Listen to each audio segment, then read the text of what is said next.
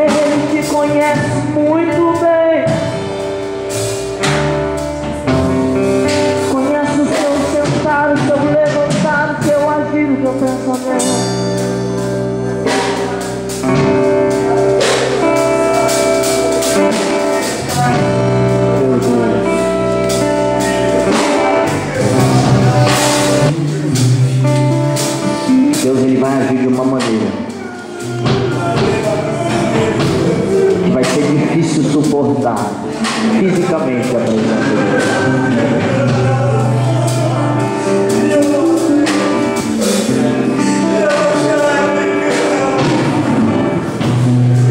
eu vou deixar você orando nesse momento.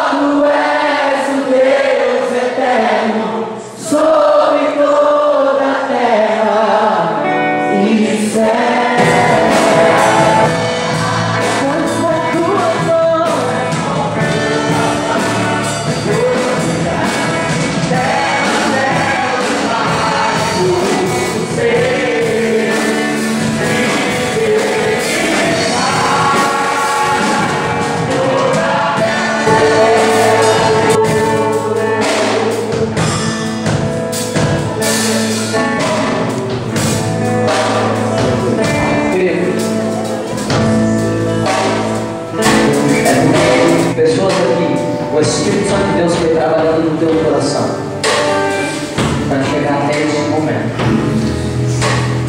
e até o final desse retiro. As jovens aqui serão surpreendidos pela presença. Você que saiu da tua casa, para você bem específico, e dizer, Senhor, eu preciso de uma mudança. Eu quero ser menos pouco. E você que saiu, tem desejo de receber o dom de Deus, eu quero que você saia do teu lugar e venha aqui na frente. E que foi causada uma expectativa tão grande no teu coração para estar. Eu quero orar por vocês. Fora o meu coração. Minha vida eu entrego nas tuas mãos, meu Senhor. Pra te exaltar o teu amor. Eu te louvarei conforme a tua justiça. Cantarei louvores, tu és assim, Senhor.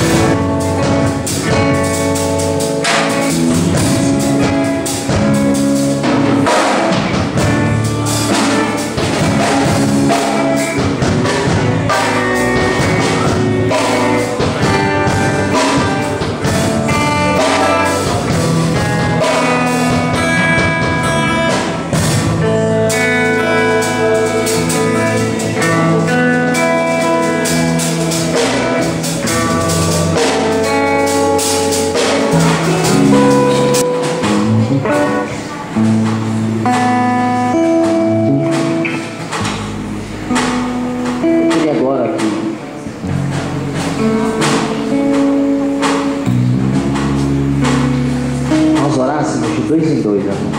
Homem com homem, mulher com mulher.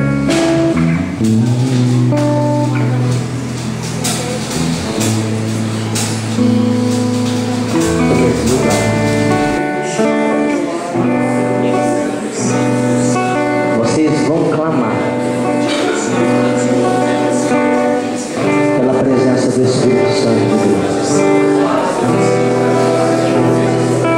Se alguém sozinho, procure outra pessoa, pode entrar no grupo que tem interesse, mas não fique sozinho não.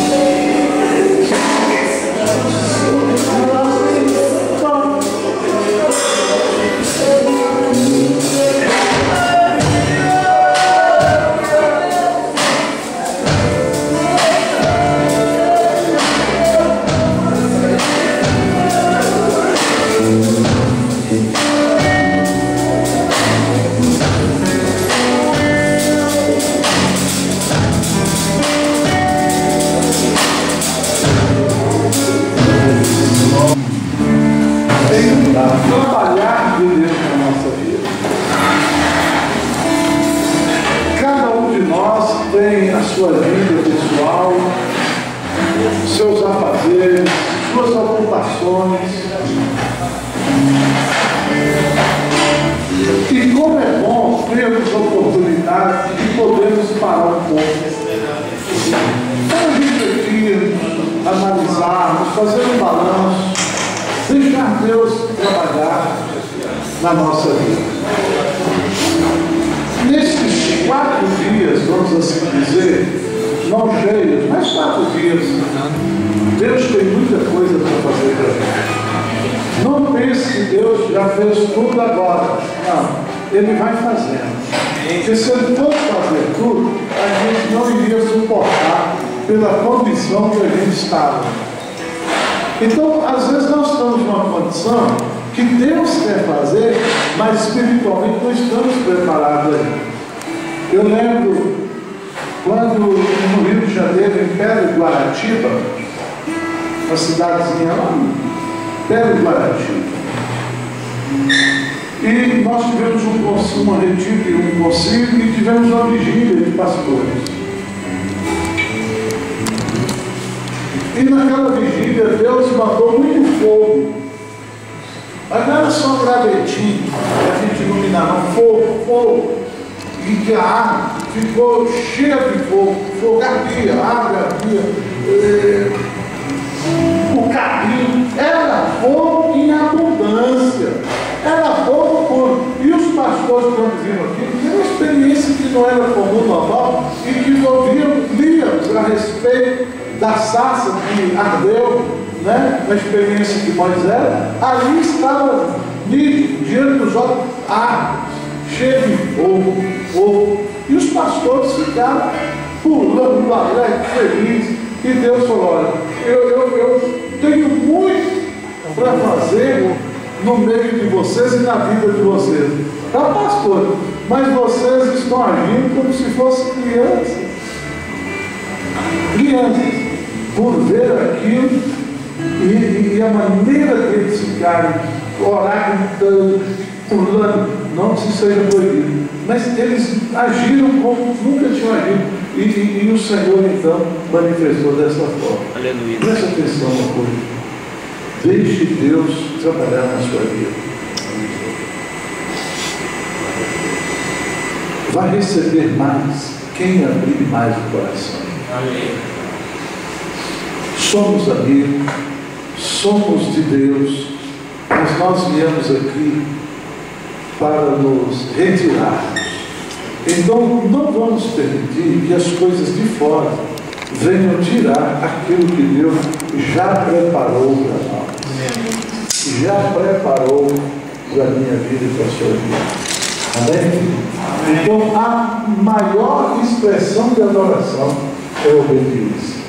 Então obedeça a Deus, as ministrações, a liderança do retiro. Então, primeiro, não que ninguém quer ser mais do que ninguém.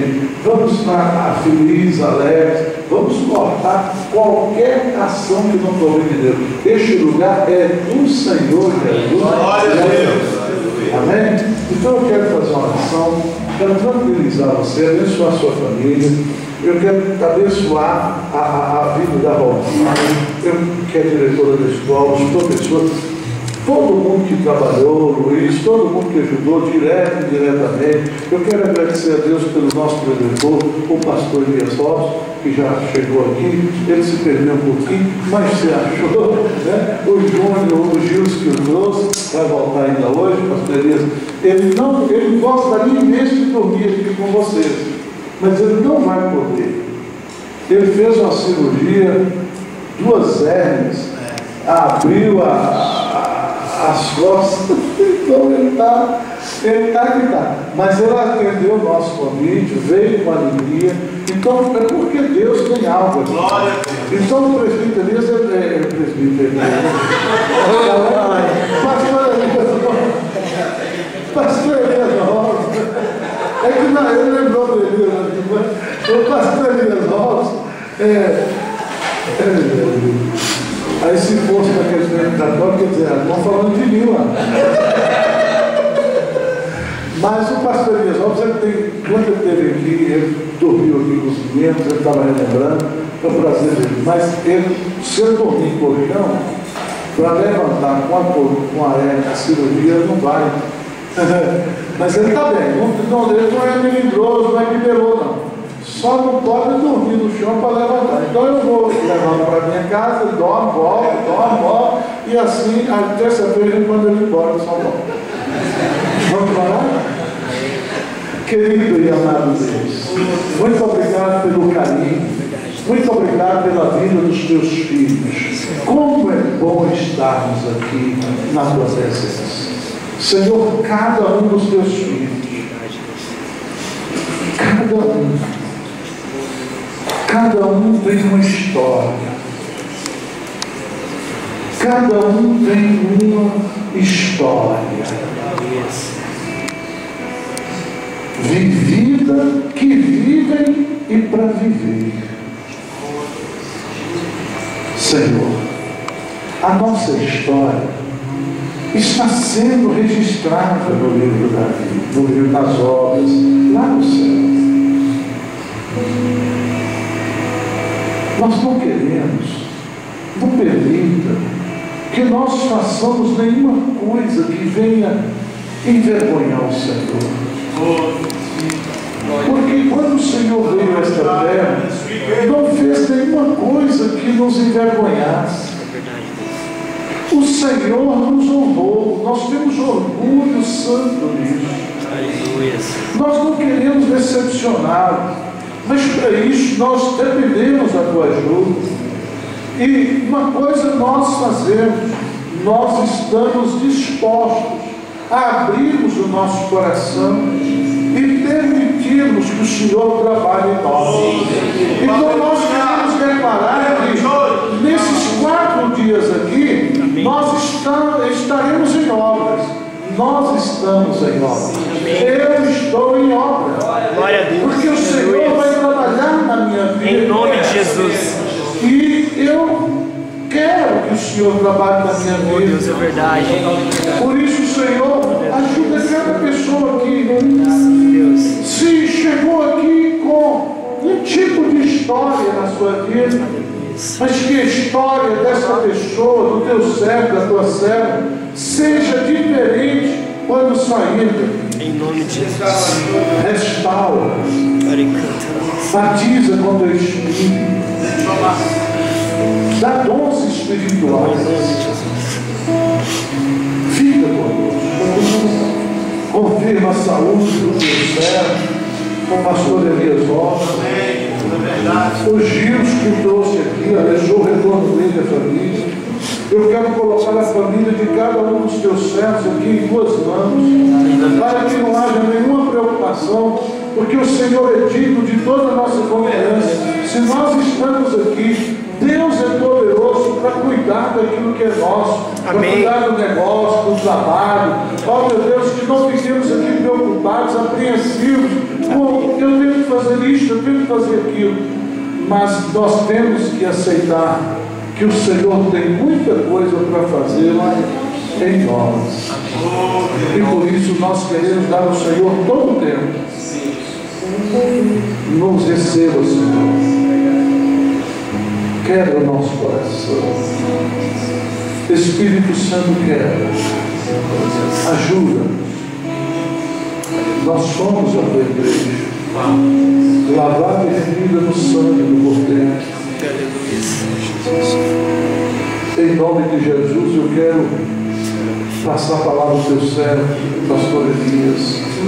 Usa o teu filho, em nome de Jesus. Pastor Elias Robson, você está caminhando bem, né? Você só fala, mas será que ele operou? Não, já tem 6 vezes. Mas de vez em quando ele usa uma bengala. Ah lá, uma bengala tá ali. Mas graças a Deus, pode falar bem, pode tocar, se Deus o inspirar. Pastor Elias Robson, ele é um amigo de muitos anos. Não são muitos assim, porque senão é sinônimo de que nós estamos no meio velhinho. Mas, de qualquer forma, Deus tem dado a ele uma experiência tremenda. Ele é pastor já há algum tempo da igreja Parque do Chaves, em São Paulo, no de São Paulo. E ele é um ministro de música, ele tem formação musical. extraordinário, em todo o sentido que vocês pensaram. Ele, o esposo, as filhas, o menor lá toca bateria, que não é muito. Então, ele, além disso, é um conferencista, é um moço humilde. Eu gosto de estar perto dele, eu sou abençoado com ele, eu aprendo muito com ele. Ele não parece não, mas é gente boa. Deus te abençoe e te guarde. Você é muito bem-vindo em nosso meio. Obrigado, caro amigo pastor Gessivaldo.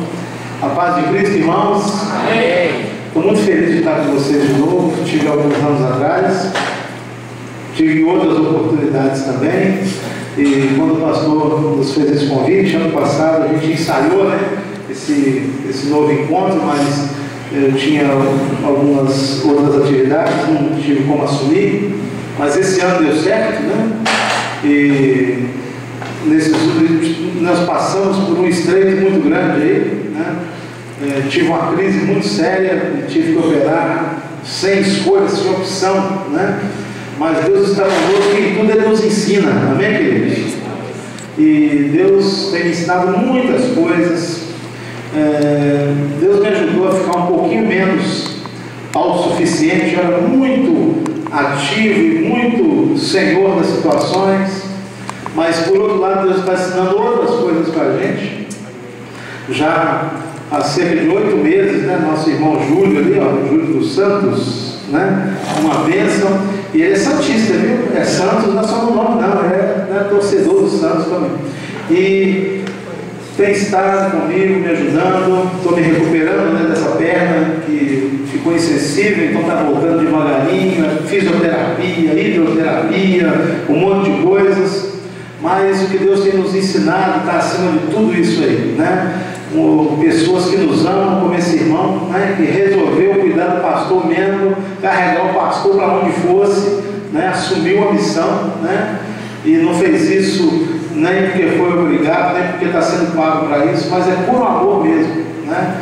Então Deus está ensinando tanta coisa para mim também a respeito do seu povo, coisas que de repente em outras circunstâncias a gente não veria nem aprenderia e talvez não valorizaria, né, essas coisas. Mas Deus tem falado conosco.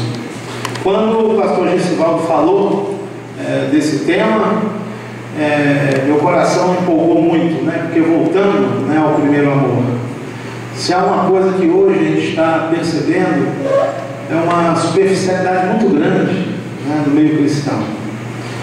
Ao mesmo tempo que tem muito oba-oba, muita festança, falta conteúdo, falta consistência, falta firmeza, né? E principalmente a questão interior, né, do coração, né? E certamente esse tema é muito importante para quem quer ter um momento de restauração, um momento de voltar àqueles valores do cristianismo que realmente valem a pena, né? Não só uma coisa de aparência, não só uma coisa superficial. E esses dias eu separei algumas palavras, depois o pastor me passou, perguntei para ele quantas palavras seriam. Então eu dividi esse tema, nós vamos procurar nos aprofundar mesmo, vamos fazer uma reflexão, vamos reavaliar nossa vida diante de Deus. Porque tem muita coisa que para nós está até bem, é porque a gente não parou para pensar. Então quando você para pensar, você percebe, não está tão bem quanto eu pensava, né? Eu preciso mudar nisso aí, preciso deixar Deus agir nessa área da minha vida. Tem coisas que ficam sem resolver, tem situações que ficam dentro de nós, como se a gente procurasse se esquecer delas. E Deus vai nos relembrar certas coisas aqui, para que elas não sejam apenas esquecidas, mas elas sejam consertadas pelo poder do Espírito Santo. Então eu creio que é um tempo mesmo de trabalhar de Deus. Quando a gente chegou aqui, sentiu aquele clima espiritual muito bom, né? Muito gostoso, e eu fiquei muito contente ao ver isso. Bem, depois dessa operação, eu agora sou um pastor que estou dando mancada, né? Eu preciso ali daquela bengala quando eu vou andar longas distâncias, né? Da outra vez que eu tive aqui, eu jogava até futebol, né? Meu time ganhou todas, né? Esse ano vocês vão ter um refresco, mas, né, depois a gente volta aí, né, com força toda, né?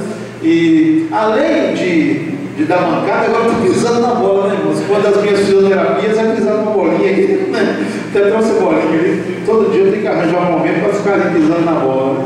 Agora, depois desses anos todos, né, pastor Gisivaldo? Agora eu estou dando mancada pisando na bola. Né? Mas Deus é grande, Ele tem nos ajudado em todas as coisas. Eu queria que a gente abrisse nossas Bíblias, gente. Nós vamos orar, mas antes vamos ler o texto, que nós vamos ter um texto nosso de partida, né? Nós vamos passar por muitos caminhos durante esses dias. E eu queria dizer isso, se prepare para o que Deus tem para a tua vida. Fala para o irmão aí. Se prepare para o que Deus tem para a sua vida. Olha, é tempo de tratamento de Deus, amém, querido? Eu não sei como é que esse tema veio, só sei que ele veio do céu, né? Não sei como é que foi, se foi a diretoria, se foi o pastor, se foi... Não sei de onde veio, mas o Espírito Santo usou alguém para emergir, né, esse tema no nosso meio. E certamente Deus vai nos falar muito por meio dele. Apocalipse, capítulo de número 3. Aliás, 2, desculpa, porque o assunto vai entrar pelo 3 afora. Apocalipse, capítulo 2. Todos encontraram? Amém. Nós vamos ler do versículo 1 até o versículo número 7. Escreve ao anjo da igreja em Éfeso: assim diz aquele que tem as 7 estrelas na mão direita e anda no meio dos 7 candelabros ou dos 7 castiçais de ouro. Conheço tuas obras, teu trabalho e tua perseverança. Sei que não suportas os maus e que puseste à prova os que se dizem apóstolos, mas não são, e descobriste que são mentirosos. Tens perseverado e sofreste por causa do meu nome e não te desanimaste. Tenho contra ti, porém, o fato de que deixaste o teu primeiro amor. Lembra-te, pois, de onde caíste. Arrepende-te e volta às obras que praticavas no princípio. Se não te arrependeres, logo virei contra ti e tirarei teu candelabro do seu lugar. Mas tens a teu favor que odeias as obras dos nicolaítas, as quais eu também odeio. Quem tem ouvidos, ouça o que o Espírito diz às igrejas. Ao que vencer, eu lhe permitirei comer da árvore da vida que está no paraíso de Deus. Amém, irmãos? Vamos ler juntos. Eu sei que as versões podem ser diferentes, mas vamos ler o versículo 4 e 5, né? Pode ser na sua versão, mas vamos ler juntos aí. Vamos lá. Tenho contra ti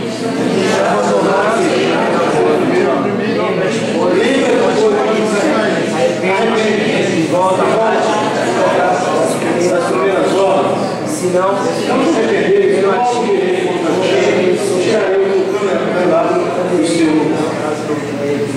Senhor, nós te glorificamos, Pai. Pedimos-te, Pai, que nessa noite, que é na verdade um início, um começo daquilo que o Senhor vai fazer durante esses dias, certamente mergulharemos na Tua presença. Certamente o Senhor nos ajudará a entender algumas coisas também a respeito de nós mesmos, que precisam ser reparadas na Tua presença. Mas hoje, Pai, nós queremos abrir as portas do nosso coração, as portas deste lugar, para que o Senhor haja livremente no nosso meio. Senhor, nós te rogamos, invocamos Teu Espírito Santo e te pedimos: vem, Senhor, vem, fala conosco, ministra, transforma, muda, revela tudo aquilo que estiver no Teu propósito para nós durante esses dias. Ó Deus, eis aqui a nossa vida como um sacrifício vivo diante do Teu altar. Ó Pai, estamos aqui para sacrificar aquilo que não Te agrada. Ó Deus, para colocar diante do Senhor, diante do Teu altar, aquilo que precisa ser deixado, aquilo que não pode voltar conosco para casa na terça-feira. Senhor, nós rogamos a Ti, invocamos a Ti, Espírito Santo, neste lugar, neste dia, em nome de Jesus Cristo. Amém e amém. Irmãos, esse texto, ele faz parte de um texto maior, que é a conhecida, né, Carta às 7 igrejas da Ásia. É interessante que há muitas opiniões a respeito dessa passagem. entrando pelo capítulo de número 3. Tem estudiosos que dizem o seguinte: não, esses textos têm a ver com a história da igreja. E cada uma dessas igrejas representa uma fase que o cristianismo tem vivido, né? Outros chegam e dizem o seguinte: não é nada disso. Essa carta tem a ver com condições espirituais, né, que um crente pode viver. Outros já dão outros significados, né, outros estudiosos dão outros significados a essa passagem. Mas nós queremos ser ortodoxos no entendimento dessa passagem. Em primeiro lugar, reconhecendo que trata-se de igrejas reais daquela época, né? Na época em que ainda estavam vivos os apóstolos, né? Então, isso aqui não é uma coisa com uma visão espiritual, né, de uma igreja chamada Laodiceia que nunca existiu, que é só um símbolo espiritual. Não, eram igrejas mesmo fundadas pelos apóstolos e que estavam debaixo de um período muito sério de perseguição por parte do Império Romano. E através do que Deus fala àquelas igrejas, Deus fala também ao nosso coração hoje. E ao Deus apontar, né, as falhas e as virtudes daquelas igrejas, Deus está mostrando também que eu e você temos virtudes na presença dEle, temos coisas tremendas que Deus se agrada, mas também existem coisas que de repente nós precisamos mudar, como Deus mostra para eles aqui também. E como o nosso tema é voltando ao primeiro amor, nós vamos nos concentrar na igreja de Éfeso, né? Nesse começo, hoje nós vamos nos concentrar nele. E depois vamos trabalhar esse tema de diversas formas durante esses dias, né? Envolvendo dinâmica, envolvendo uma reavaliação que vamos fazer amanhã de manhã. Nosso primeiro estudo amanhã vai ser uma reavaliação da nossa vida com Deus. Nós vamos observar a nossa vida sob vários aspectos, né? E vamos pensar, fazer um balanço da nossa vida diante de Deus. Mas hoje, a título assim, a guisa de introdução, eu gostaria que a gente pensasse algumas coisas sobre o que está escrito aqui. Primeiramente, eu queria destacar o fato de que é uma palavra dita pelo próprio Jesus. É uma revelação direta de Jesus a João. O próprio Jesus é quem disse essas palavras. Se você observar, dá uma olhadinha na sua Bíblia, você vai ver, na verdade, o assunto começa no versículo 9 do capítulo 1, né? E João estava na ilha de Patmos, ele estava ali recluso, estava ali preso naquela ilha, e Deus começa então a falar com ele enquanto ele estava ali naquele exílio forçado. Há opiniões divergentes, nós não sabemos exatamente se isso tudo aqui aconteceu antes ou depois dele ser jogado num caldeirão de óleo fervente. A história nos conta, não é um relato bíblico, mas a história da igreja, né, nos dá conta de que João, num dado momento, ele foi, outros apóstolos já tinham sido martirizados, entre eles Paulo já tinha morrido decapitado nessa altura, e quando João é exilado na ilha de Patmos, eles o pressionam a negar a Cristo e a negar tudo que ele cria, e ele diz que não negaria jamais. E ele então foi jogado dentro de um caldeirão de óleo fervente. E o que impressionou foi que ele foi retirado e ele não morreu. Então, na opinião da maioria dos estudiosos, o Apocalipse veio depois que ele passou por isso, né? Então Deus tinha algo muito importante ainda a fazer na vida dele, né? E ele passou por esse martírio, mas superou aquele martírio pela graça de Deus. Obviamente foi a mão de Deus, ninguém sobreviveria àquilo, né? Mas foi a mão de Deus que o fez. E ele declara aqui, que estando exilado ali na ilha de Patmos, o próprio Senhor se manifesta a ele e começa a falar com ele. Se você observar, por exemplo, veja no versículo 11, a linguagem é do próprio Jesus.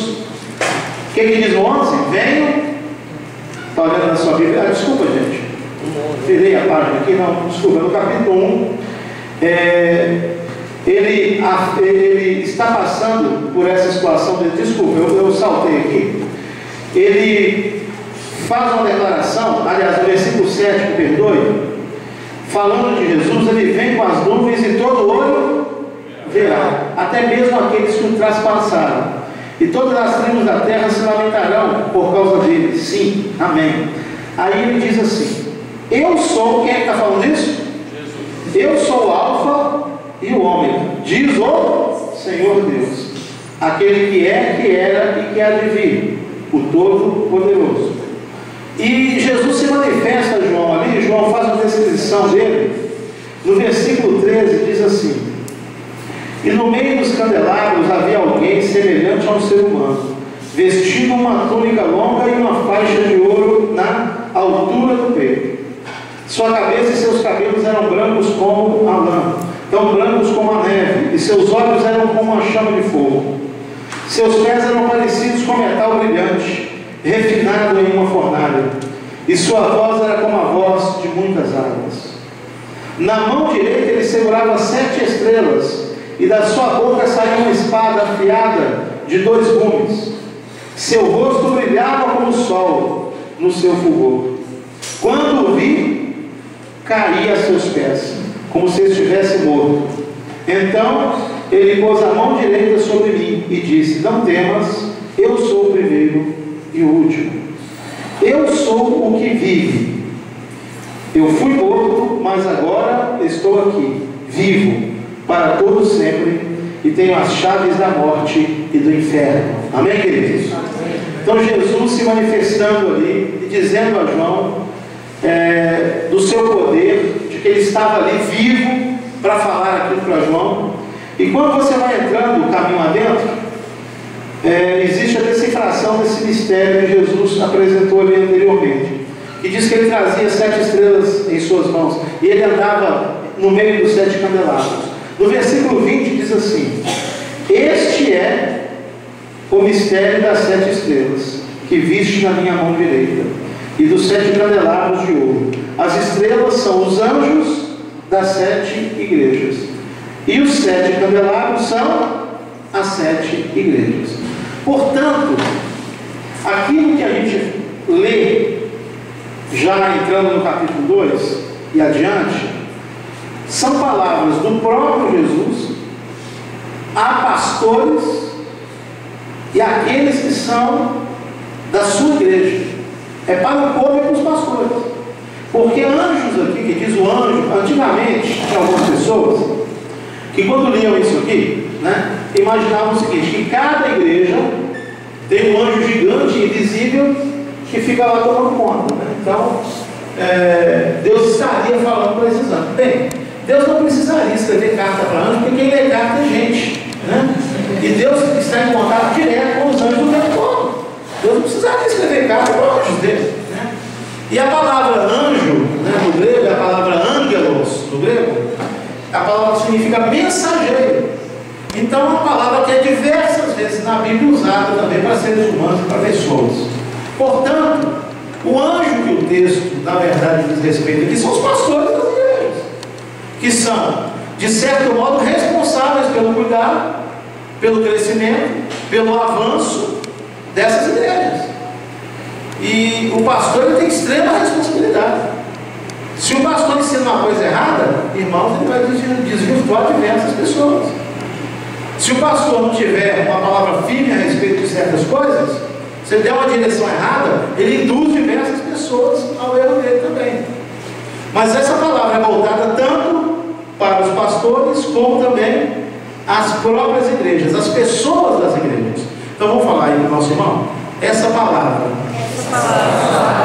é para nossos pastores, mas é também para cada um de nós. E agora, uma primeira observação. A carta que nós lemos, que é a carta à igreja de Éfeso, ela é a primeira carta. É a primeira igreja que Jesus abordou, foi essa igreja. Eu tentei fazer um traçado geográfico e percebi que a questão aqui não é geográfica. Tentei também pelo original grego e pela questão da ordem, vamos dizer assim, alfabética, também não é. E eu cheguei à conclusão que a ordem que foi dada por Deus aqui é ordem de importância mesmo.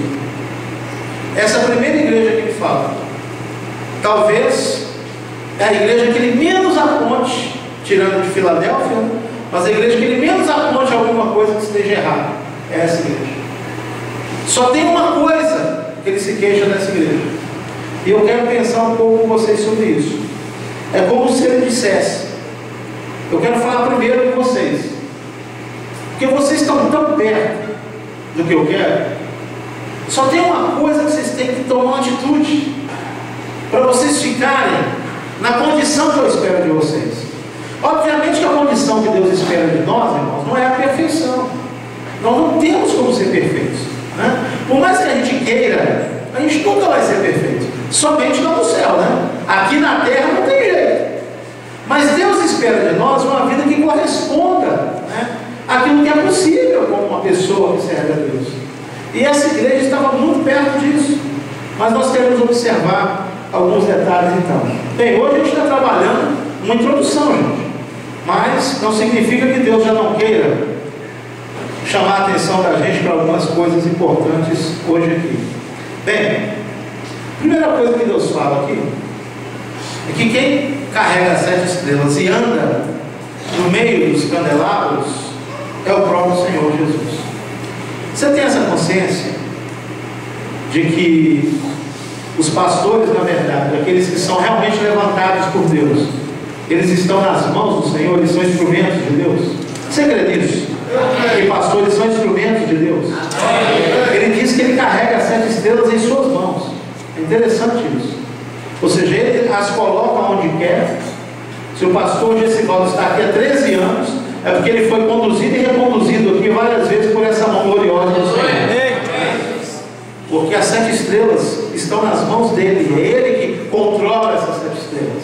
Pode parecer às vezes que são os homens, pode parecer às vezes que são deliberações humanas, mas engana quem pensa isso, porque pastores que são levantados por Deus, é a mão de Deus que os movimenta, pode ter certeza disso, não tenha dúvida disso. Mas aqui também diz que o Senhor anda no meio dos castiçais, e os castiçais representam a sua igreja. Às vezes, irmãos, nós estamos num culto e nos falta a consciência de que Deus está ali pessoalmente, que o Senhor está ali pessoalmente. Ele diz que Ele anda no meio da sua igreja. Não pense que nós estamos fazendo um culto aqui, ou estamos reunidos como estamos aqui nessa noite, e Jesus está com uma lupa celestial lá longe, né? Dando uma olhadinha. Não, Ele está presente aqui conosco. Porque um dos atributos do nosso Deus, e isso vale para o Pai, para o Filho e para o Espírito Santo, é que Ele é onisciente, mas Ele é também onipresente. Ele está presente em todo lugar. Então, isso é maravilhoso quando eu penso que eu estou num culto, eu estou louvando a Deus, e o próprio Jesus está ali para receber meu louvor, né? O próprio Senhor está ali para receber a minha adoração. Ele está presente para ouvir a minha oração. Não é uma coisa que é transferida para Ele posteriormente. Ele não grava um vídeo e depois vai assistir. Deixa eu ver o que eu perdi do culto lá hoje. Não, Ele está presente, amém, queridos? Ele está presente. Isso é maravilhoso. Eu ando no meio dos castiçais, eu estou no meio da minha igreja, exaltado seja o nome do Senhor. E quando observamos nessa passagem, ele começa a falar de coisas que são muito importantes que a gente faça, que a gente viva, mas essas coisas sozinhas não são suficientes. Existe algo a mais que Deus quer de nós. Veja só, versículo 2: conheço as tuas obras, teu trabalho. Deus sabe que muitos que estão aqui têm trabalhado para Ele. Deus sabe. Dos músicos que passam às vezes horas ensaiando, né? Porque o pessoal vai para a igreja, chega na hora do culto e fala: olha, hoje o louvor foi uma bênção. Só que não sabe que eles ficaram 3 horas no sábado lá ralando, né? Às vezes para pegar uma canção, o músico lá para poder tirar, fazer aquele acorde, de repente que não estava acostumado, né? Isso são formas de trabalhar para Deus. As irmãs que nos serviram, né? Chegamos aqui depois, vamos comer uma comida tão gostosa, servida com tanto carinho, né? E quando eu terminei ali, até brinquei, né, com as irmãs, falando, da parte que me cabe, não cabe mais nada. Tão boa que estava comigo. E Deus sabe que você está servindo a Ele. Deus sabe que você é professor da escola dominical. Deus sabe que você não é professor, mas é aluno fiel, né? Deus sabe do esforço que você faz. Deus sabe que quando você tem que escolher entre ser fiel no seu dízimo e pagar uma conta, você fala, Senhor, eu vou ser fiel e seja o que tu quiseres. Ele sabe disso. Ele sabe do esforço que você faz às vezes, da dificuldade que você enfrenta para obedecer à vontade dele. E os olhos do Senhor, irmãos, diga para o irmão que está do seu lado aí, a Bíblia diz, os olhos do Senhor estão sobre os fiéis da terra. Olha, e a Bíblia diz que Deus não vai deixar sem recompensa nem um copo de água fria que você servir a um profeta dele, né? Ele vê tudo que você faz, ele sabe do seu trabalho, ele sabe das coisas que você tem procurado realizar na obra dele, né? Aquele diretor de jovens que batalha para manter a turma unida, né, na igreja, aquele diretor de adultos, né, que chama, convoca, às vezes não vem todo mundo, fica chateado, aí vai atrás daquele que não veio, né? Deus sabe tudo isso. Eu conheço as tuas obras, eu conheço o teu trabalho, e diz aqui, eu conheço a tua perseverança. Deus conhece a sua perseverança. Quem é que está na igreja há mais de 2 anos? Aqui levanta a mão. Há mais de 2 anos. Quem está há mais de 5 anos? Quem está há mais de 10 anos? Quem está aqui desde o comecinho da igreja wesleyana aqui? Olha que é um herói mesmo, vai na frente. Juntos com Abraão, com Isaac, com a segunda.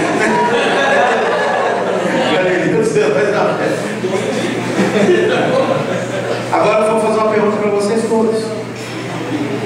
Quantas situações vocês já passaram que tentaram tirar você da presença de Deus?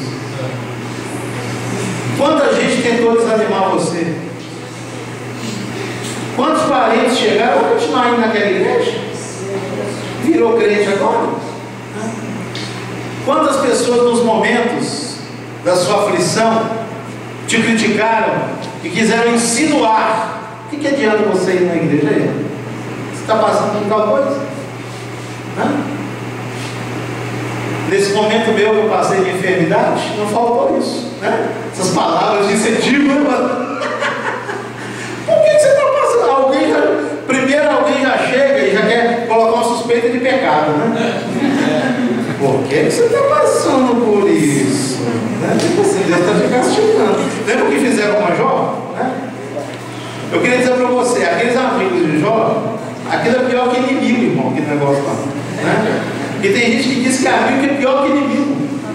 Os caras foram lá e a Bíblia diz que durante, me parece que foi 7 dias, parece que ficaram quietinho, calado. Foi a melhor coisa que eles fizeram. Depois que começaram a falar, foi uma desgraça total. Porque chegou um e falou assim para Jó assim: vai ver que o pobre foi da sua porta e você não ajudou. Agora Deus fez recair sobre você esse mal. E Jó falou: mas todo mundo que buscou minha ajuda, eu fiz tudo que eu pude por todas as pessoas. Aí chegou um outro: vai ver que tu traíste a mulher da tua mocidade, né? E Jó: Deus sabe, eu fiz uma aliança nos meus olhos, eu dei óleo, né, para uma donzela com maldade, né? E eles ficaram de toda maneira tentando jogar algum pecado como causa do que Jó estava atravessando. Mas glória a Deus, irmãos, Deus sabe da sua perseverança, amém? Ele sabe. Às vezes quando eu leio textos assim, eu fico muito contente, porque muita gente não sabe de coisas que a gente passa e vive, mas Deus, Ele estava presente em toda a nossa história. Eu me lembro de uma vez, eu posso contar agora porque tem muito tempo, tem acho que 25 anos, eu estava tão sem dinheiro, eu era seminarista, casado, tinha nascido a minha primeira filha, e eu estava tão sem dinheiro. Eu trabalhava, era membro da igreja de Vila Livre, que por 2 vezes, quem conhece lá, o Júlio conhece, acho que o pastor deve conhecer, eu morava lá no Tremembé. Eu fui a pé, do Tremembé até Vila Livre, empurrando o carrinho com criança. Eu e minha esposa com o carrinho, Maria Mária, Manuel Gaia, né? Empurrando o carrinho com criança. Não tinha como pagar o ônibus. E eu me lembro que teve uma dessas vezes que a gente estava muito cansado. Eu lembro que eu tinha que dar aula na escola dominical. Cheguei 10 minutos atrasado. Depois de ter andado quantos quilômetros? 7? Por aí, né? E quando eu cheguei atrasado, 10 minutos, empurrando aquele carrinho totalmente suave, um irmão amado chegou e falou assim: você tem que tomar jeito, rapaz. Tem que chegar na hora. O cara tinha um carrão bem bonito, olhava para aquelas bandas lá. E eu falei: não, irmão, vou procurar melhorar nisso em nome de Jesus. Né? Mas eu louvo a Deus porque Deus sabe. Amém, querido? Deus vê, depois Deus te honra. Né? Deus vai lá onde ficou aquela marquinha, aquele machucado lá, né? E Ele faz uma coisa que é como um bálsamo que cai em cima daquilo, Ele apaga aquilo tudo, Ele mostra que Ele estava vendo e agora Ele vem te honrar, porque Ele sabe o que você fez. Aleluia! Ele está dizendo isso para você hoje. Eu sei o preço que muitos de vocês têm pago para estar na minha presença. Quantas coisas aconteceram para tentar afastar você de mim? Aquela moça querendo, né? Ô Senhor, manda um amado aí, manda um sério. Aí aparece um gatão, só que o cara não é crente. E agora ela, poxa vida, eu faço o que Deus manda, eu resolvo o meu problema. Né? E Deus sabe que você chegou e falou: poxa vida, Senhor, não está chovendo nada na minha horta, não tem que aparecer logo esse ímpio aí, bonitão aí. Mas Deus sabe que você abriu mão daquele relacionamento para não desagradar Ele. E que as pessoas continuaram chegando para você: está sozinha? Né? E você, aqui preso, eu estou sozinho, né? Mas Deus sabe essas coisas todas. E olha, eu quero te dizer isso, eu quero que você guarde isso. Tem coisas que Deus prefere falar bem no detalhe, nos mínimos detalhes, né? E essa coisa de sofrimento e de renúncia, Deus observa cada uma que a gente faz. Fala para o irmão, está escrito. Muitas são as aflições do justo, mas o Senhor o livra. Faz assim para o irmão agora: de cada uma delas. Deus sabe de cada uma das renúncias que você já fez. Ele sabe. E Ele vai dar uma resposta a cada uma delas. Pode ter certeza disso. Ele sabe disso. Amém.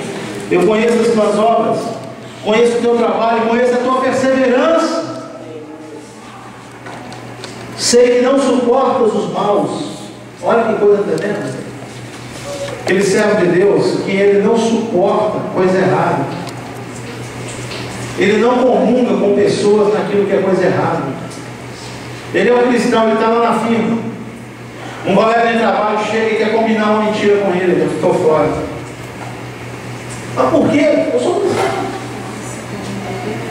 Deus sabe daqueles que não suportam o mal, a maldade.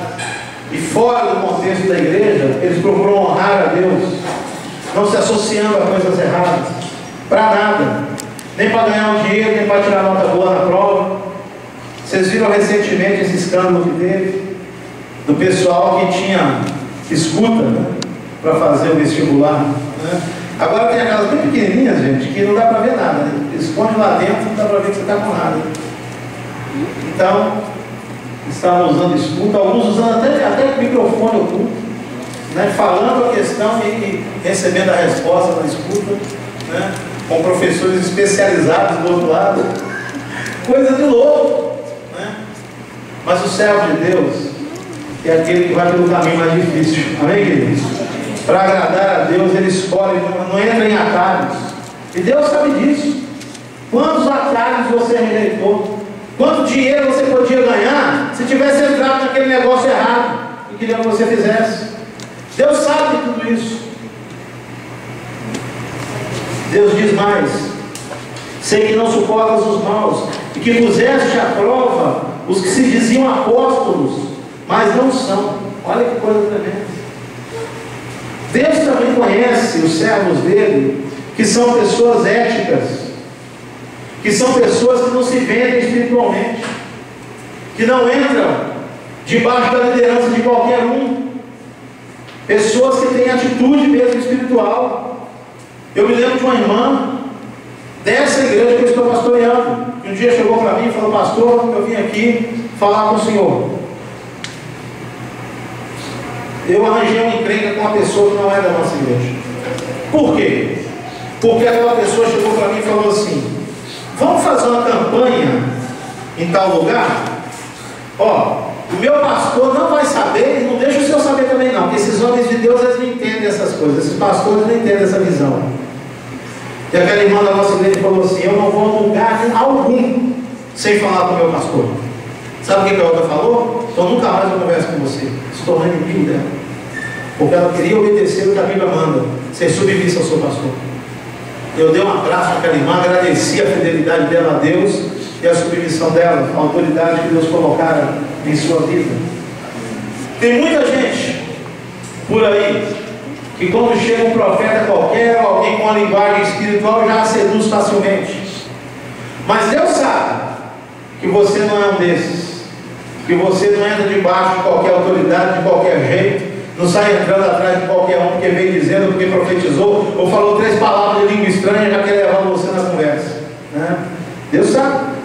Veja lá no versículo de número 6 também, Deus fala assim: mas tens a teu favor que odeias as obras dos nicolaítas, as quais eu também odeio. Quem eram os nicolaítas, irmãos?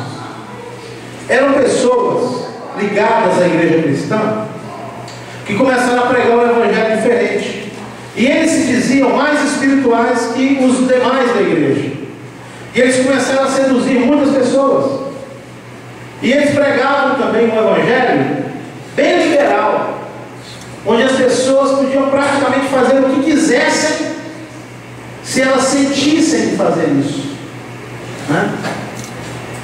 E esses irmãos da igreja de Éfeso rejeitaram essas pessoas. E eu louvo a Deus também, porque eu sei que nós temos aqui pessoas que, quando alguém vem com esse tipo de evangelho, esse tipo de atitude, né? Ó, vamos lá buscar, porque esses irmãos aí, né? Esses irmãos aí ninguém quer buscar. Eu tenho dito muito para quem tem líder de oração aqui. Alguém que é líder de oração? Trabalha com a intercessão da igreja, faz parte? Tem alguém aqui presente? Não? Mas eu tenho dito para pessoas de oração: tem irmã, glória a Deus. Quem trabalha com oração não pode ficar preocupado com o número, não pode. Se você tem um chamado para oração, chega na reunião, tem 3, 4 e começa a reclamar, acabou a bênção. Deus não vai usar a sua oração. Porque se Deus disse o seguinte, se Jesus disse o seguinte: aonde estiverem 2 ou 3 reunidos em meu nome, ali estarei no meio deles. Então quem trabalha com oração não tem que esquentar com o número. Eu já vi reuniões de oração que não aconteceram porque não chegava ninguém. Aí a pessoa fala assim, igual evangelismo, né? Vamos evangelizar. Esperava que vinha toda a juventude. Aí veio uns 4 para evangelizar. Gente, não sai não, o pessoal não veio. A gente tem que aprender, irmãos, que nós temos que andar pela nossa consciência com Deus, né?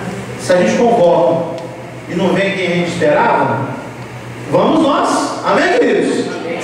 Está igual aquele irmãozinho que era analfabeto, e ele chegou para o pastor e falou assim: pastor, nós temos que visitar o irmão Zé.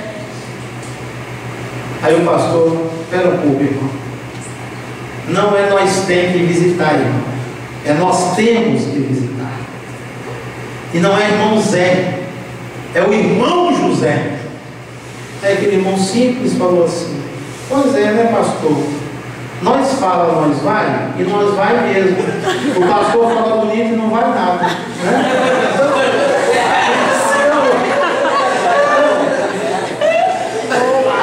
Tem muito nicolaíta, né? Tem pastor nicolaíta, barriga, né? A gente só quer dar uma superior aos outros. Mas na essência, não é nada daquilo. Entende? Então, Deus sabe disso também. Que você tem procurado agradar a Deus dentro da sua realidade, das suas limitações. Nicolaíta é aquele que quer dar uma espiritual em cima dos outros. Aquele que acha que é melhor que os outros, por alguma razão. Eu já vi gente que, por causa de dom espiritual, ele acha que é mais importante que os outros. Né? A pessoa chega e fala assim: você fala em línguas? A outra fala: não. Você sabe, né? Você não é da minha, você não está à minha altura, né? Não é da minha religião. Não é da minha religião. Né? Então, pergunta assim: quantos dons espirituais você tem? Né? Eu falo em língua. Só? Eu interpreto, entrego profecia, tem visão, né? Então tem gente que se acha, né? E pior que a Bíblia diz o seguinte: que se não tiver amor, isso tudo aí não vale nada. Não sei se vocês repararam, mas em 1 Coríntios 13, o que acontece ali é uma relação dos dons espirituais, mostrando que sem amor nenhum deles serve. Por exemplo, ainda que eu fale a língua dos homens e dos, eu estou falando do dom de línguas aí. Se não tiver amor, eu serei apenas como um sino que retine. Quem gosta do barulho do sino aí? Quem achou bonito o barulho do sino? É bonito, né? Agora pega um sino e fica badalando no ouvido o dia inteiro para ver. Aí ninguém aguenta mais, né? Um toquezinho de vez em quando lá, que lindo, né? Mas vai lá e fica com aquele trem no ouvido o dia inteiro. Porque a Bíblia está dizendo que quem fala em línguas não tem amor, parece um sino chato, é isso. Né? Já viu aquela pessoa que tem um dom de língua, mas tem um dom de linguarudo também? Aí no culto ele fala em línguas, quando termina o culto ele vai falar mal da vida dos outros. Né? Não soa bem, é igual um sino, um barulho monótono. Né? Parece que ele desdiz o que ele diz quando fala em línguas, na atitude dele, na vida. Né? E o texto ele continua dizendo, comparando com outros dons, ele diz: olha, ainda que eu tenho o dom de profetizar, mas se eu não tiver amor, eu nada serei. E ele continua: ainda que eu tenha uma fé que seja capaz de remover uma montanha, se eu não tiver amor, isso nada me valerá. Ainda que eu conheça os mistérios, são os dons chamados de revelação, que é a palavra de ciência e a palavra de sabedoria. Ainda que eu conheça os mistérios e tenha toda a ciência, se eu não tiver amor, eu nada serei. Ainda que eu entregue o meu corpo em sacrifício para ser queimado em favor de alguém, eu me entregue para livrar uma outra pessoa, mas se não for por amor, morri a todos. O que a Bíblia ensina é que tudo só vale a pena se tiver como base o amor. Amém, queridos? Amém. Olha, isso é até fácil de ver. É fácil conhecer um profeta que ama e um profeta que não ama. É moleza. Uma vez que o irmão subiu na igreja, eu falei: mas o que houve com esse irmão? Aí liguei para ele: pastor, fui numa vigília. Que vigília? Não teve vigília da igreja? Não, eu fui numa igreja aí, numa vigília. Ah, tá bom. E o que aconteceu? Pastor, Deus falou comigo lá. Deus falou o seguinte: prepara-te que em breve te recolherei. Né? E aí, o irmão não queria sair de casa. Com medo de vir um carro, atropelar, cair um piano, ele ficou com medo. Né? E eu falei: você acha que é Deus mesmo que falou isso com você? Aí eu falei assim com ele: quando o profeta falou isso, ele chorou? Não. Quando o profeta te entregou essa palavra, ele clamou a Deus por misericórdia sobre a sua vida? Não. Então esquece Deus, isso não é de Deus. O profeta de Deus não é assim que ele age, não. Deus chega para Moisés, aliás, para Abraão, fala: vou destruir Sodoma e Gomorra. Abraão: beleza, Senhor. É isso que ele fez? Ô Senhor, peraí, Senhor, se tivesse justo lá, peraí. Pensando na família dele já, intercedendo. E ele conseguiu o livramento da família de Ló. A mulher de Ló se livrou porque olhou para trás, desobedeceu. Mas a intercessão de Abraão valeu. Amém, queridos? Amém. Um profeta de Deus é assim que ele age. Quando ele recebe uma palavra pesada, a primeira coisa que ele faz é interceder por aquela pessoa da palavra dele. A primeira coisa é isso.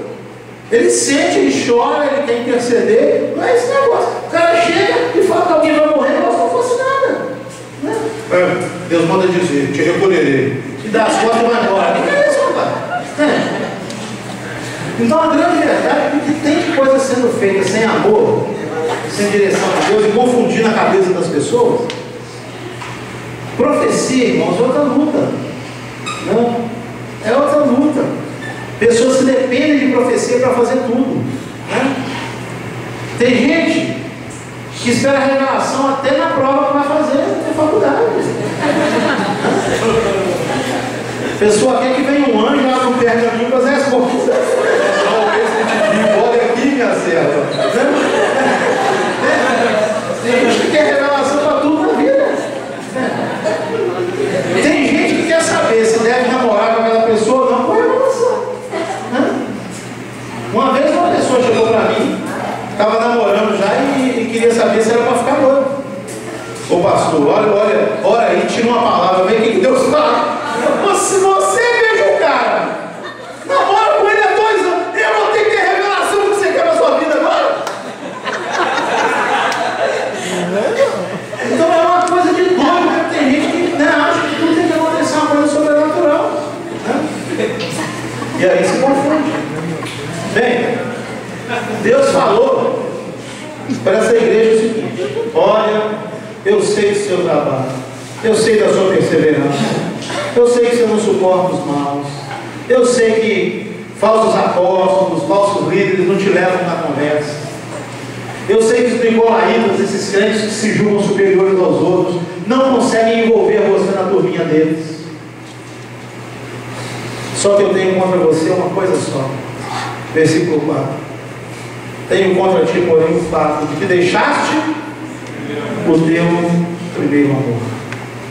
E Deus dá a receita: lembra-te, pois, de onde caíste, arrepende-te e volta às primeiras obras, ou às obras que praticavas no princípio da sua fé. Bem, esses dias que nós vamos passar aqui é justamente procurando fazer isso. É lembrar de onde caímos, é nos arrepender e voltar ao primeiro amor. Amém, queridos? O que é esse primeiro amor? É interessante que quando a gente se converte, a gente tem contra nós a falta de experiência. A gente ainda não tem entendimento da palavra, né? Falta-nos entendimento da palavra no começo. Mas uma coisa muito importante: depois a gente adquire conhecimento, depois a gente adquire experiência, só que muitas vezes a gente perde o primeiro amor, que era a nossa primeira atitude quando conhecemos a Deus. E é só você parar um pouquinho, quem é casado aí, com os anos que vão passando, uma das coisas que nossas esposas reclamam é que a gente não é mais como era no começo. Olha, no começo, né? A gente dá uma de poeta, né, pastor Gessimão? Um dia minha esposa perguntou: cadê o poeta? Não, poeta. Foi embora? Tem tantas coisas bonitas, né? Que a gente fala, né? Você olha para a lua, faz comparações, né? Não, de poeta eu não fui muito. Eu me lembro de uma vez, minha esposa falou assim: olha que lua bonita. Eu olhei: onde? Era uma lua bem grande. Ela: onde? Eu, onde? Ali, eu vi ali, aquela lua. Não, não consigo ver. Não, mas ela olha lá, você não está vendo como você está cego. Eu acho que é o brilho, do seu brilho, que está ofuscando a lua. Essa menina quase ficou desmaiada, né? Primeiro amor, gente, tem a ver com um coração que bate, que pulsa a paixão. É interessante o seguinte: a paixão humana esfriar é natural, porque com o passar do tempo a gente vai descobrir que o príncipe tem coachado de sapo, né? Que a princesa, né? Também não é só a princesa, né? Ela tem seu lado também, né? Diferente. Mas quando você fala aí esse amor precisa de renovo, né? O amor humano ano, tudo é novo, constante. Agora Deus não. Primeiro, Deus não muda. Deus jamais vai nos decepcionar. E quando a gente perde o primeiro amor, é por nossa conta mesmo, não é por causa dele. Deus não nos decepcionou. Deus nunca mentiu para nós. Deus não fingiu uma coisa que não era. Quantas esposas casam e enquanto namoravam parecia que aquele rapaz era tão organizado. Depois que casa, o sapato fica na sala, a camisa não sei aonde, é uma bagunça, não tem tamanho. Ela fala assim, mas eu não sabia que você era assim. Bem, a minha não pode reclamar mais de mim, que ela sempre soube que eu sou desorganizado. Mas no relacionamento humano tem muitas coisas que você descobre depois que são diferentes. Né? Disse de um rapaz também, fala-se de um rapaz que quando ele estava namorando assim, um dia estava chovendo, e aí tinha uma poça d'água, ele tirou o paletó, jogou na poça d'água e falou, passa minha princesa. A moça pensou, que paletó, ela pisou em cima assim, passou toda feliz. Depois de muitos anos de casada, ela já estava com uma criança, né? Uma criança na mão, carregando outra criança no colo. Aí um dia, assim, na hora de saltar para ir na igreja, né? O meio-fio tinha aquela água assim, e ele vinha logo atrás. Aí ela relembrou, né? Hoje é aquele dia, né? Que ele vai novamente, né?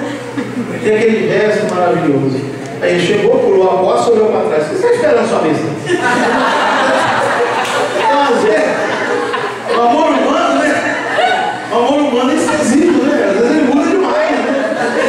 E pra pior. Mas Deus não, velho.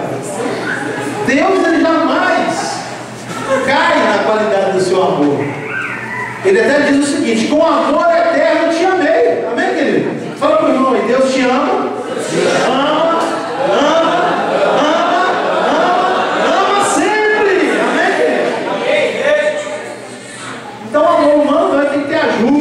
Concertos, coisas que a gente, né, precisa restaurar. Mas quando a gente fala em primeiro amor em relação a Deus, é por causa da gente, não é nada que Deus fez.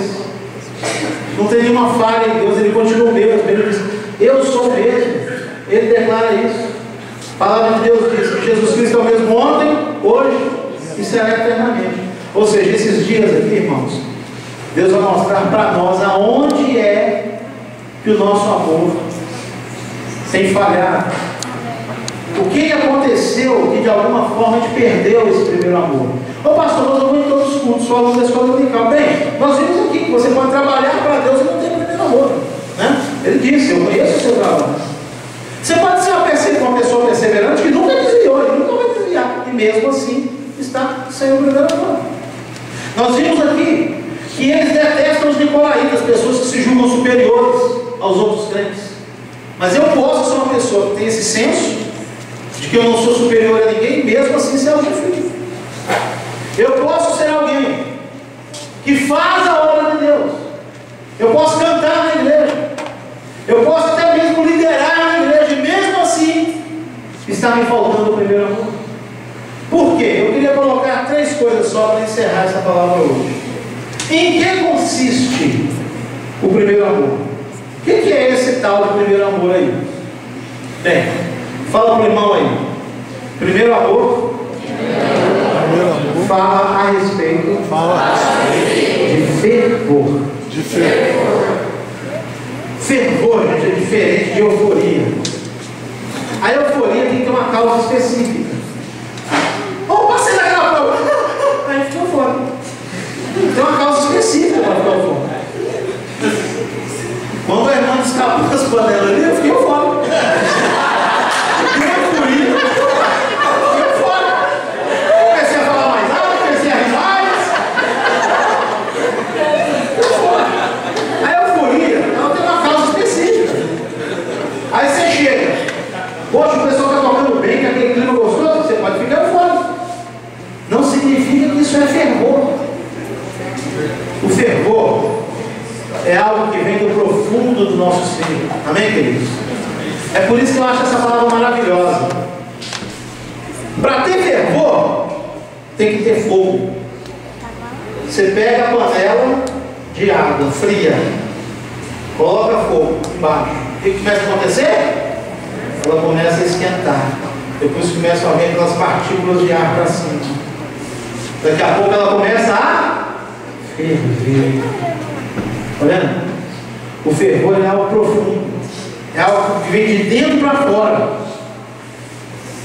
Mas é motivado pelo fogo de Deus na vida da pessoa. Não é um negócio momentâneo. Eu já vi pessoas que chegam no domingo, parece que o culto é uma bênção, uma maravilha. Você vê a pessoa pulando, sapateando na igreja. De repente o telefone toca.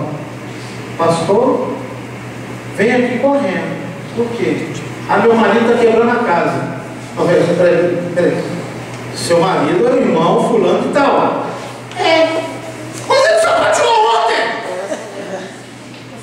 E agora está quebrando tudo em casa. Isso é euforia, isso não é fervor. O fervor, ele vem de algo muito profundo, vem do nosso espírito, da ação do Espírito Santo dentro de nós. Amém, querido? Amém. E ele traz experiências que são permanentes. Não é uma coisa que acontece no momento, no outro dia você não sabe nem o que aconteceu. É igual arrebatamento, né? Um dia eu falei para o irmão que ela não tinha tido arrebatamento, ela teve arrebentamento. Eu falei, isso aí não é arrebatamento, isso é desmaio. Porque tem gente que desmaia e acha que foi arrebatado. A pessoa chega e fala assim, a pessoa cai lá. Tá. E aí, aconteceu? Não sei, não vi nada. Não sei nada. O irmão desmaiou. Isso não é arrebatamento. Ó, João foi arrebatado. Viu o céu, né?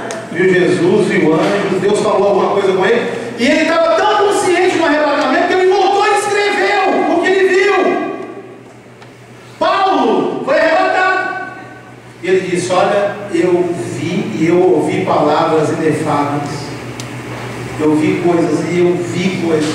Eu não tenho como dizer para você, mas eu estou consciente que eu vi e que eu experienciei isso.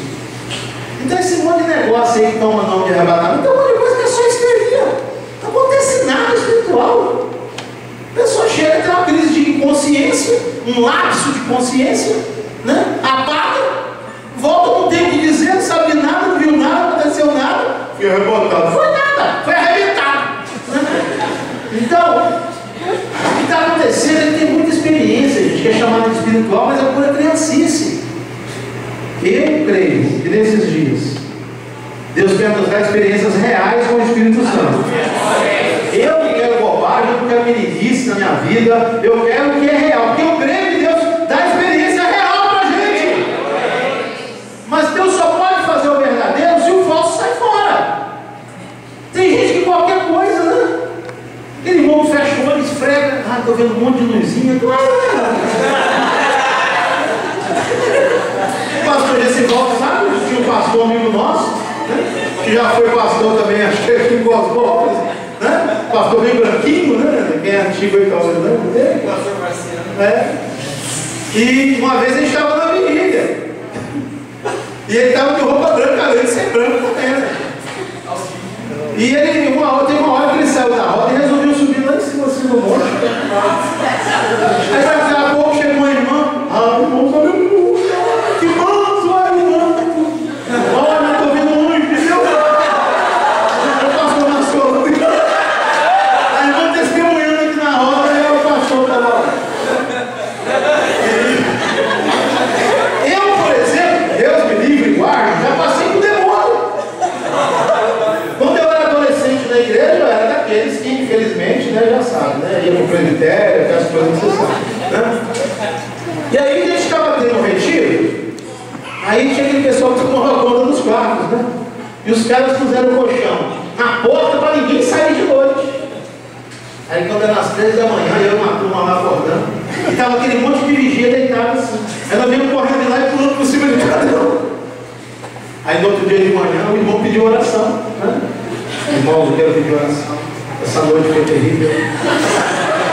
O inimigo passou tirando droga em cima.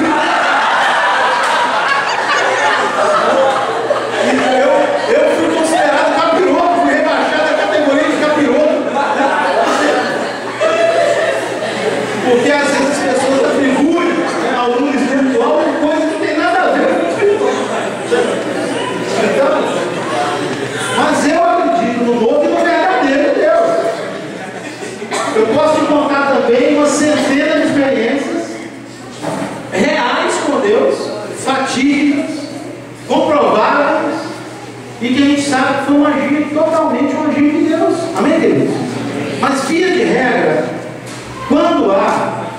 criancice, essa meninice, não se experimenta o verdadeiro.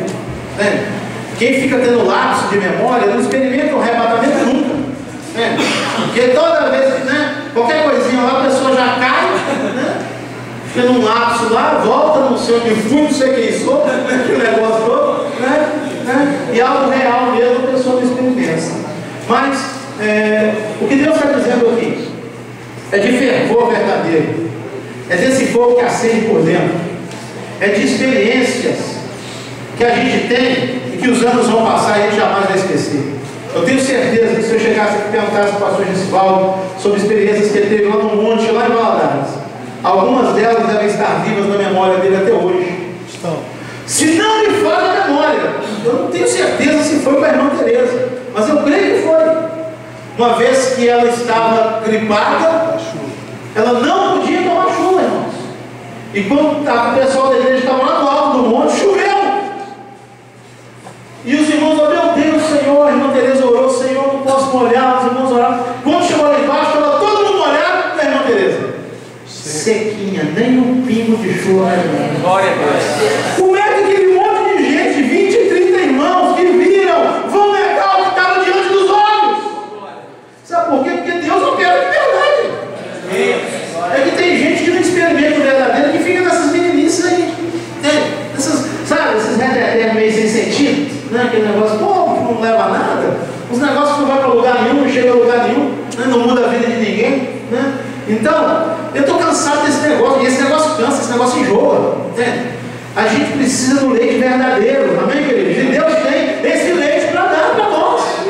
Deus quer que você saia desse retiro abençoado e tenha testemunhos verdadeiros, coisas que Deus fez verdadeiramente.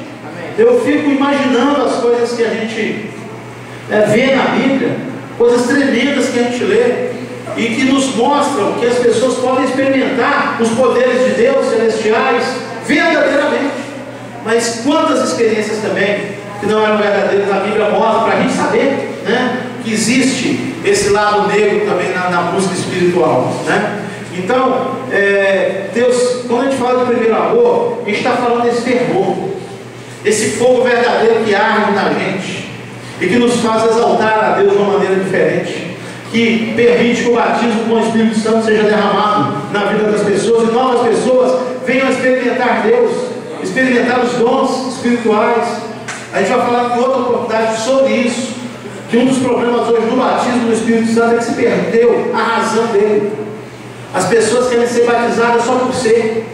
Um dia uma irmã chegou e falou: "Oh, pastor, ora para ser batizada no Espírito Santo." Eu falei: "Amém, irmã." E a irmã quer ser batizada porque eu acho tão lindo falar em línguas, quando as pessoas falam em língua. Isso é a razão para ser batizado. Eu acho lindo quando vejo alguém falando em línguas. Está vendo? Por que a experiência está radiando? Por que poucas pessoas estão tendo essa experiência hoje? Porque se perdeu o sentido. Eu lembro que antigamente você era batizado no Espírito Santo, no outro dia você ia para o culto na praça querendo evangelizar, salvar almas. E uma das coisas que a gente vai perceber aqui é que batismo com o Espírito Santo está ligado diretamente à questão de evangelizar, de testemunhar. Tem gente que pensa que vai ser batizado só para ficar falando em línguas, mistérios, não sei o quê. Não. Os dons, irmãos, não são a razão do batismo. Os dons são consequência do batismo. A razão por que Deus te batiza é muito claro na Bíblia. Mas recebereis o poder do alto ao vir sobre vós, a virtude, né, do Espírito Santo. E ser-me-eis. Está vendo a razão de ser batizado no Espírito Santo? Ser-me-eis testemunhos. A razão de receber esse poder é para testemunhar. Línguas vai ser um acessório. Dons vão ser acessórios a isso, para a edificação da igreja, do corpo de Cristo. Mas a razão do derramamento é tornar você uma testemunha eficaz do Evangelho, né? E tem muita gente querendo ser batizado só por ser, porque o outro foi, né? Ai, Senhor, a Sandra foi batizada, a Valquíria, e eu, Senhor, estou esquecendo de mim, né? É status, né? Até status quo que as colegas já têm, né? Então é complicado isso aí, né? Então a gente está percebendo hoje que a gente precisa de uma restauração, a gente precisa de um resgate dessa visão da maneira correta, porque o Deus que batizou no passado continua batizando hoje. Exaltado seja o nome do Senhor. Primeiro amor tem a ver com fervor. Primeiro amor tem a ver também com realização, satisfação em Deus. O que é primeiro amor? Você lembra quando você converteu? O quanto Deus ocupava o seu pensamento? Você pensava em Deus praticamente noite e dia. Você queria falar dele para todo mundo. É Deus, é o Senhor, é Jesus. Você vivia maravilhado com Ele. Primeiro amor tem a ver com essa satisfação em Deus. Se fala mais de Deus, se quer mais Deus do que qualquer pessoa, do que dinheiro, do que qualquer outra coisa. E a gente não pode perder isso, porque os anos passaram, gente. A gente pensa que isso é coisa de novo convertido, né? Você vê aquela pessoa entusiasmada, é porque ele é novo convertido. A gente fala até como se a gente tivesse os pícaros da glória, né? E ele, coitado, não é novo convertido, né? E isso, se isso justificasse a minha frieza, né? Não! Paulo disse o seguinte: nós fomos reputados por loucos por amor a Cristo. Meu irmão aí, nós devemos ser reputados como loucos por amor a Cristo. Já pensou? As pessoas olhavam para Paulo, esse cara deve ser doido. Ele só fala desse Jesus, ele quer esse Jesus, ele prega esse Jesus, ele anuncia esse Jesus, ele ora esse Jesus. Paulo disse: eles nos reputam como loucos, porque amamos tanto a Cristo. E isso não deve mudar com o passar dos anos, gente. Isso não é coisa para novo convertido. Isso é o primeiro amor que tem que ser restaurado. E a gente começa a não perceber isso, começa a viver aquela vidinha só em torno dos nossos interesses, dos nossos assuntos, e a gente acha que agora a gente é maduro, né? Eu sou um crente maduro, né? Eu não saio por aí falando de Jesus para todo mundo, né? Porque cada um tem sua opinião, né? Temos que respeitar a opinião das pessoas, né? Opinião, respeitar a opinião. Existe um único caminho, uma única verdade, uma única vida, e é Jesus. Se eu não mostrar para as pessoas, elas vão se perder. Mas eu acho que eu devo ter um discurso político, porque, né, afinal de contas, religião, cada um tem a sua. Bem, Jesus não é religião. Jesus é o único Salvador, irmão. Não é religião, Jesus. E nós temos que mostrar isso para as pessoas. Mas com o passar do tempo, a gente começa a achar que isso é coisa de novo convertido, né? Fica querendo falar de Jesus para todo mundo, não sei o quê, né? Mas é porque nós perdemos o primeiro amor e não nos demos conta. Às vezes a gente canta na frente, mas se tiver que mostrar Jesus para alguém, a gente não mostra lá fora, não, né? Como eu vi uma vez, numa camiseta assim escrito, estava uma frase assim naquela camiseta, né? Andar com Jesus no peito é fácil. Difícil é ter peito para andar com Jesus, né? Eu achei muito interessante. A gente fala que é crente, na igreja cantar, isso é beleza, né? Nesse ambiente onde todo mundo se ama, é fácil. Agora lá fora, na faculdade, lá no trabalho, lá no meio dos seus familiares que não querem saber da sua fé, é outra história. É lá, no meio da escuridão, que a luz precisa brilhar. Amém, queridos? É lá, no meio das trevas. E Jesus, certa vez, ele disse que brilha a vossa luz no meio dos homens, e que eles vejam as vossas obras e glorifiquem ao Pai que está no céu. E de outra vez ele disse: se a luz que há em ti se transformar em trevas, quão densas serão essas trevas? Ou seja, um cristão que tinha que ser luz, quando ele não é, ele se torna mais escuro do que aqueles que estão lá nas próprias trevas.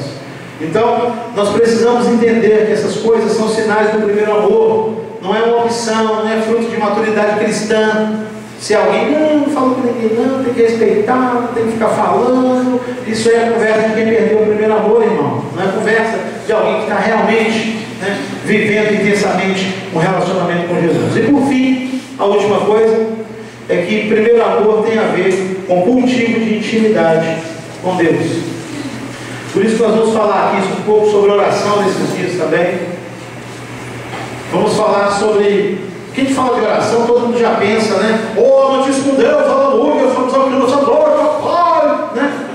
E oração tem pouco a ver com isso, né? Tem muito a ver com você na intimidade, conversando com Ele, adorando a Ele, entende? Não é essa linguagem formal de oração. Então a gente vai falar um pouco também sobre isso nesses dias. Mas que Deus restaure em nós. Nós hoje subimos o primeiro degrau. Amém, queridos? Amém. Nós vamos continuar subindo nesses dias. Amanhã de manhã, vamos reavaliar nossa vida com Deus em vários aspectos, para a gente perceber aonde a gente está, em que ponto nós estamos, para então a gente poder avançar. Queria te convidar a curvar a sua cabeça. Nós vamos falar com Deus nesse momento. Se alguém puder a gente tocar, quero voltar ao início de tudo. Já deve ter sido tocado aí hoje, não sei, mas se não foi, vamos agora, em nome do Senhor. Enquanto nós cantamos essa canção,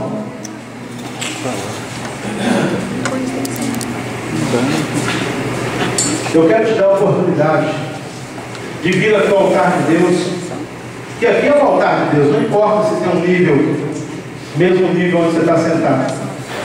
Altar de Deus é onde o nome de Deus é entronizado. Amém, queridos? O nome dele está entronizado aqui hoje. Você que quer nesses dias fazer esse caminho de volta, de resgate do primeiro amor. Não estou dizendo para você trabalhar mais, eu sei que muitos de vocês já trabalham na obra. Não estou dizendo que você é uma pessoa que aceita as coisas erradas, não, eu sei que você é uma pessoa que rejeita as coisas erradas. Mas como nós vimos aqui, nós podemos fazer tudo isso e Ele está nos faltando o primeiro amor. É o que Deus falou para essa igreja. Deus quer que você viva uma vida com fervor na presença dEle. Deus quer que Ele seja a realização da sua vida. Nele você se realize, nele você se satisfaça. E Deus está falando hoje ao nosso coração que primeiro amor tem a ver com busca de intimidade pessoal. A gente buscar glorificar, colocar num monte de pessoas é mais fácil, é gostoso, não tem nada de errado nisso, eu gosto também. Mas intimidade tem a ver com eu ter uma vida com Deus independente de estar no meio dos outros. É eu ter na minha casa, no meu quarto, na minha vida, uma busca de Deus íntima e intensa. E é isso que Deus quer restaurar em nossas vidas, em nome de Jesus. Queria te convidar a ficar de pé. Na medida que você desejar, você pode vir aqui no altar de Deus.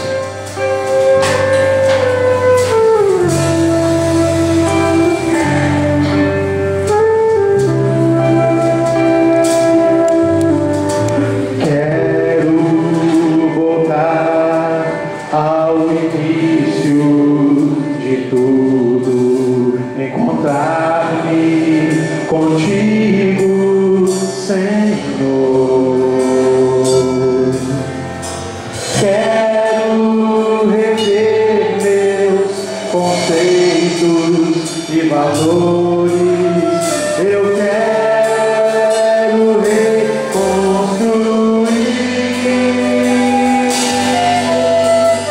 vou regressar ao caminho, volver às primeiras horas, Senhor. Eu me arrependo, Senhor, me arrependo, Senhor, me arrependo, Senhor. Eu quero voltar ao primeiro amor, ao primeiro amor.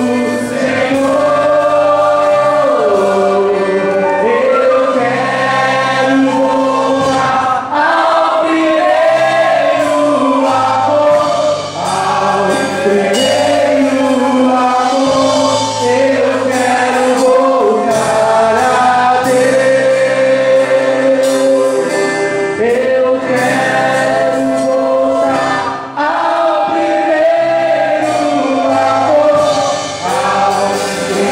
primeiro amor, ao primeiro amor. Eu quero voltar a Deus.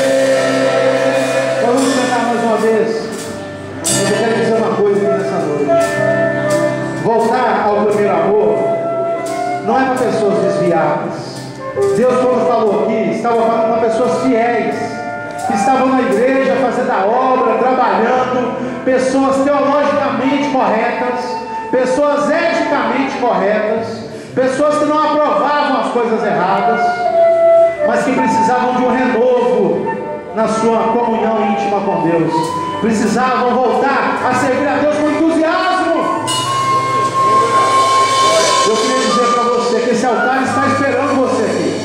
Não olhe em volta para ver quem está vindo aqui. Se Deus está falando no teu coração, venha você. Não espere pelas pessoas, mas fala: Senhor, durante esses dias Eu quero experimentar um agir de Deus. Talvez como eu seja o maior que eu experimentei na minha vida até hoje.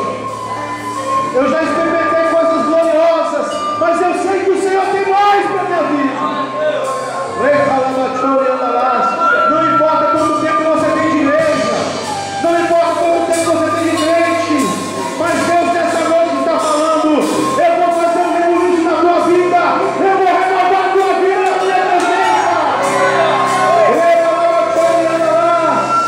Venha ao altar de Deus, irmão, venha para o altar de Deus.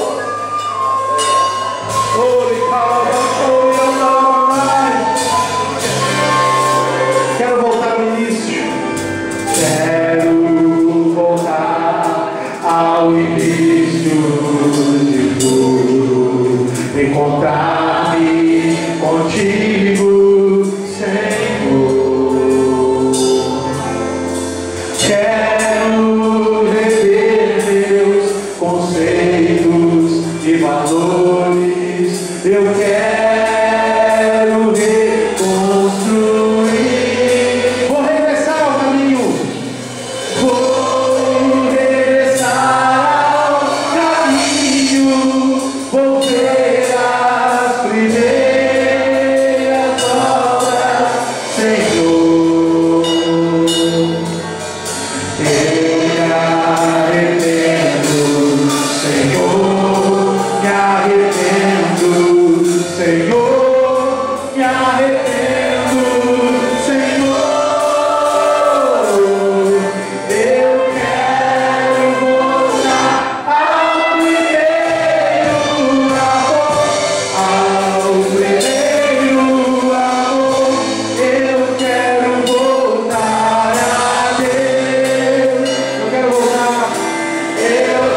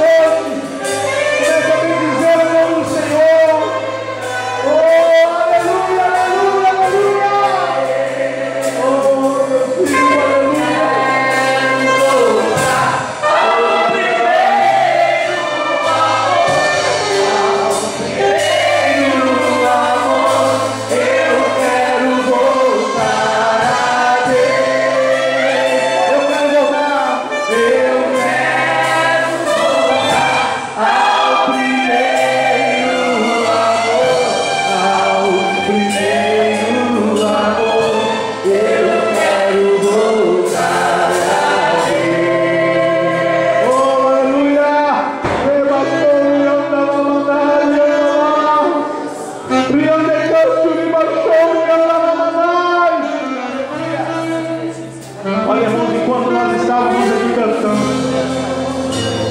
Deus me mostrou como se fosse assim um muro, e várias partes daquele muro estavam caídas. O muro não estava todo caído, mas havia partes que estavam caídas. E enquanto nós estávamos cantando aqui, a mão de Deus ia lá e colocava tijolos novos ali naquele lugar, e passava uma massa. E Deus falou: eu sou o reparador de brechas, eu sou o restaurador de muros caídos, e eis que eu levantarei vidas neste lugar. Aquela área da tua vida, talvez a área sentimental, talvez a área interior das emoções, talvez a área familiar, talvez a área espiritual, você não tem conseguido orar, buscar a palavra. Deus está falando: eu tenho restauração para a tua vida. A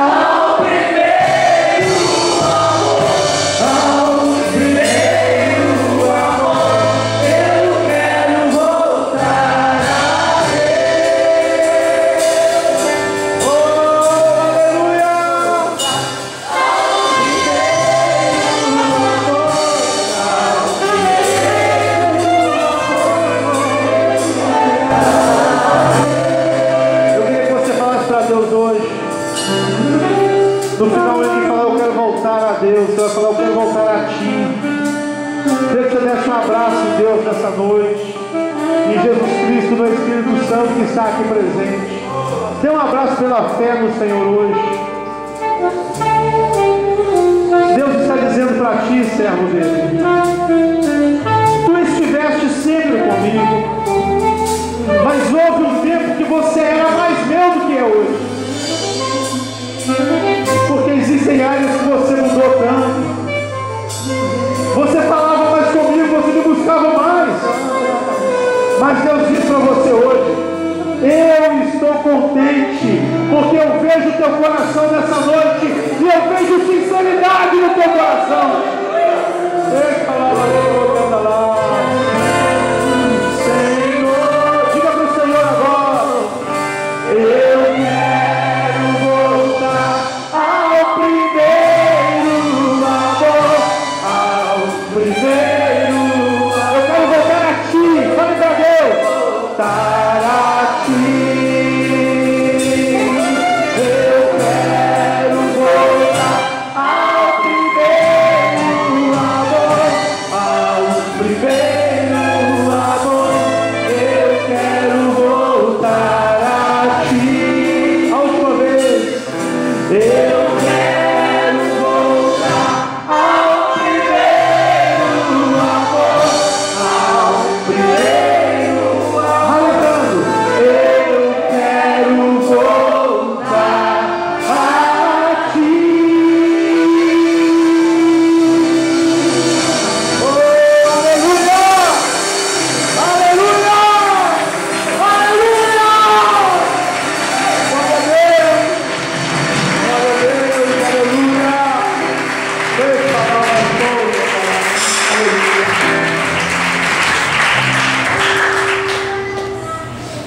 Para quem deve voltar a palavra? Pastor?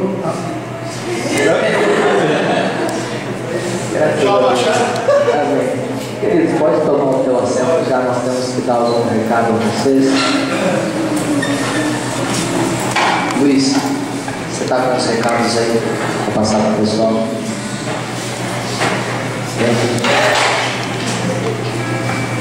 Queridos, o pastor não vai sair, eu também não vou estar. O pastor colocou o Luiz na responsabilidade. E nós, como crentes, cristãos, nós obedecemos aquilo que Deus instituiu e colocou na mão do pastor. Não é porque o pastor Gessivaldo não está aí, nem o líder de jovens não está, que nós vamos fazer alguma coisa. O Luiz está representando o pastor aqui. Então, aquilo que for dito, eu espero que você acate. E antes de eu passar a palavra para o Luiz para dar um lembrete, queridos, eu pedi a você, amanhã, no momento